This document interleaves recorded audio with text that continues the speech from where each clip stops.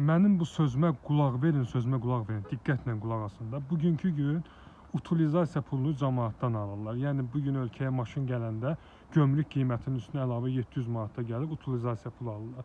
Sonra da biz maşını utilizasiyaya verəndə həmin pulu təzədən fırlayıb bizə verirlər. Çox gözəl. Bizdən alıb bizə qaytarırlar. Bunu qoyduq bir qırağa. Məsələ nətərdir? Bugünkü gün hər gün gömrük rüsumunu artırırlar və deyirlər ki, şəhərdə probkadır, nə bilim, Sovet maşını belə, Sovet maşını elə. Bircə il gömrük rüsumlarını salsınlar, bütün maşınlar üzrə aşağı. Qardaş, o kasıb vaz sürən oğlan kefindən vazı sürmür də. Günü bugün o vazı götürüb tullayacaq, atacaq qırağa, gələcək qəşəng bir özünə normal inomarka alacaq. Salafan ala bilməsə də bax belə normal maşın alacaq. Ona görə qardaşlar, əgər yollarda salamat maşınlar görmək istəyirsə, gömrüyü bircə illik ləğv eləsin, bircə aylıq ləğv eləsin, qoy kasıb balası da alsın, sürsün də. Düzdürmü? Səhv deyirəmsə, nə səhv deyirəm?